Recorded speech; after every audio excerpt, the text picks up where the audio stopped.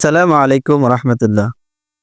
সকল কন্টেন্ট ক্রিয়েটরদেরকে বলতেছি, দেখুন ভাইজান, আমরা এমন কেউ কখনো অশ্লীল কোনো হারাম বা অশ্লীল কোনো অঙ্গভঙ্গির কোনো কন্টেন্ট ক্রিয়েটর বানাবো না, এবং আমরা একে অপরকে এই হারাম এবং এই খারাপ কন্টেন্ট ক্রিয়েটর সাপোর্ট করব না।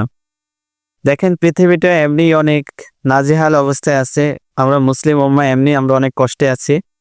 এমনটা যেন কখনো না করি আমাদের এই কন্টেন্ট ক্রিয়েটরের কারণে, আমাদের একটা খারাপ ভিডিওর কারণে একটা তরুণ প্রজন্ম নষ্ট হয়ে যায়।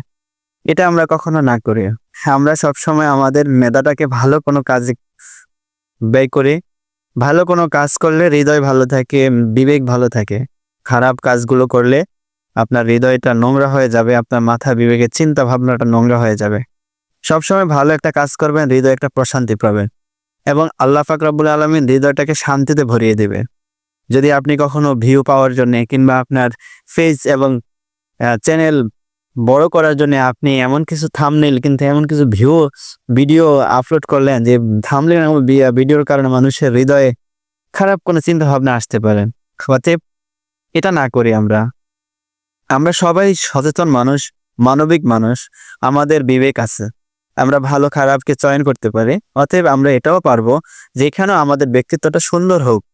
পৃথিবীতে আপনি আমি থাকবো না, কিন্তু আপনার আমার এই সব বাক্যগুলো থেকে যেতে পারে।